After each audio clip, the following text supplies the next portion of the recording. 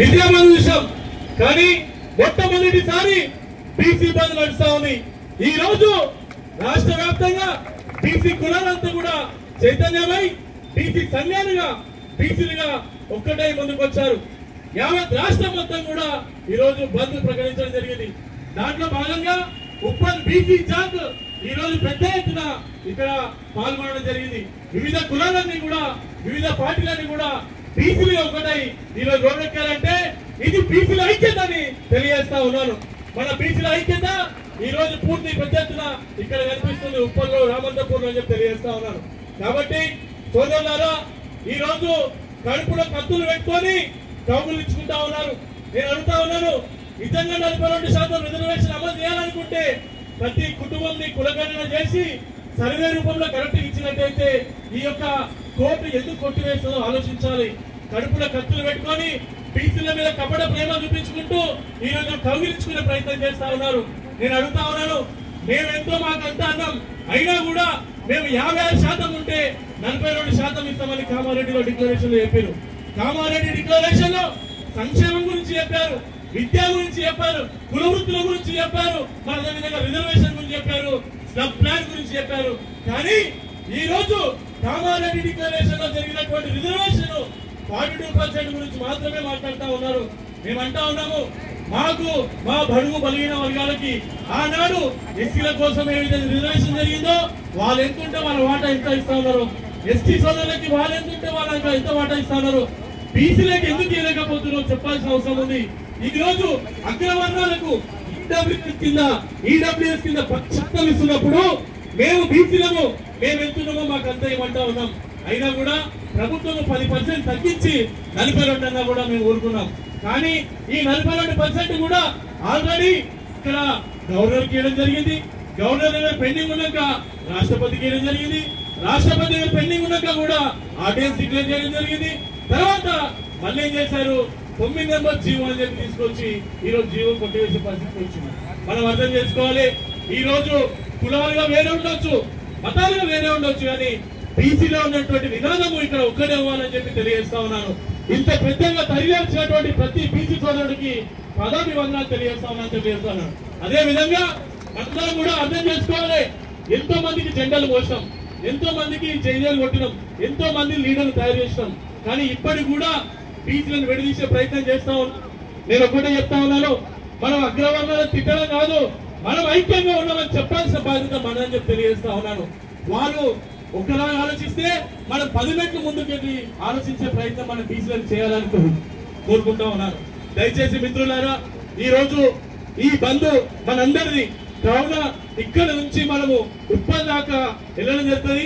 ఉప్పల్కి పెద్ద ఎత్తున ఉప్పల్ డివిజన్ నుంచి అటు చిలకల డివిజన్ నుంచి మిగతా డివిజన్ నుంచి రావడం జరుగుతుంది. కాబట్టి ఇప్పటికే రామంతపూర్ అప్సిగూడ డివిజన్ ఇంత పెద్ద ఎత్తున ఇక్కడికి వచ్చినటువంటి సోదరులందరికీ పేరు పేరున ధన్యవాదాలు తెలియజేస్తూ మనందరం కూడా సమన్వయం పాటించి మధ్యలోకి వెళ్ళిపోకుండా ఇది మన భవిష్యత్తు కోసం రేపు ఉద్యోగాలు రావాలంటే 42% రిజర్వేషన్ రావాలి. రేపు మనకు రాజకీయ అవకాశం రావాలంటే 42% రిజర్వేషన్ రావాలి.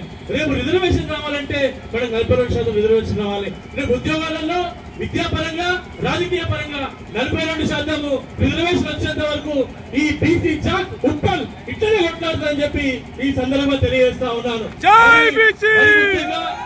బీసీ జాక్ ఉప్పల్ యూనిట్ ఇదే విధంగా ఉండాలి.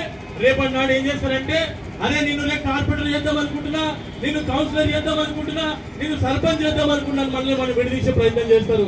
మిత్రులారా, నిజంగా పార్టీలని ఏకమై మద్దతు తెలియజేశాయి, చాలా సంతోషం. మరి ఈ పార్టీలని ఏకమై ఎందుకు నరేంద్ర మోడీ గారి దగ్గరికి వెళ్ళి అమలు చేయడానికి ప్రయత్నం చేస్తలేరో ఒక్కసారి ఆలోచించాలి. ఎందుకు ఇక్కడ ఉన్నటువంటి స్థానిక ప్రభుత్వము ఎందుకు కేంద్రం దృష్టికి తీసుకెళ్లి ఈ 9th షెడ్యూల్ పెట్టమని ఎందుకు ప్రాధాన్యపడతలేదో చెప్పాల్సిన అవసరం ఉంది. అక్కడ ఉన్నటువంటి పార్లమెంట్ లో అనేక మంది 100 మందికి పైగా ప్రతిపక్షంలో ఉన్నటువంటి ఎంపీలు ఎందుకు గెలవిస్తలేరో ఆలోచించాల్సిన అవసరం ఉంది.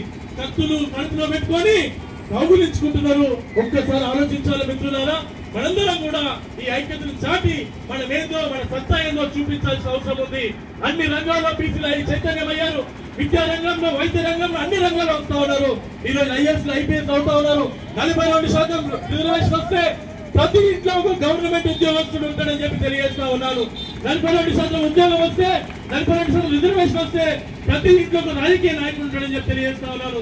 42% రిజర్వేషన్ వస్తే ప్రతి ఒక్క బీసీ బిడ్డ తలవంతులు అవుతాడని చెప్పి తెలియజేస్తా ఉన్నాను. రాజకీయంగా ఆర్థికంగా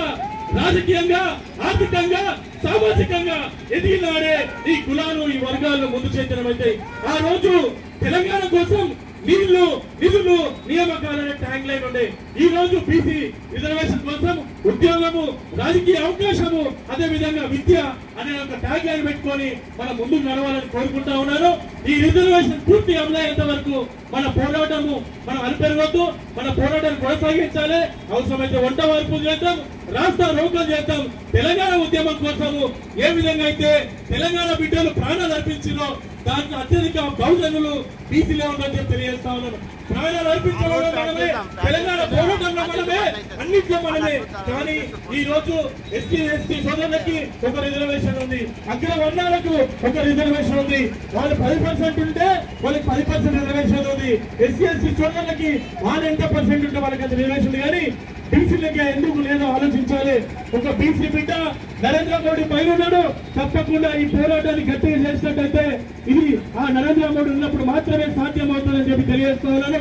తప్పకుండా మన పోరాటాన్ని దేశవ్యాప్తంగా వినిపించేటట్టు, ఢిల్లీ నుంచి ఢిల్లీకి వినిపించేటట్టు మన పోరాటం కొనసాగాలని, ఇక ముందు కూడా ఇదే విధంగా ఉండాలని అందరినీ కోరుకుంటూ మనందరం కూడా మధ్యలో వెళ్ళిపోకుండా అక్కడ అంబేద్కర్ స్టాచ్యూ దగ్గర ఇంకొక 500 మంది వస్తున్నారు.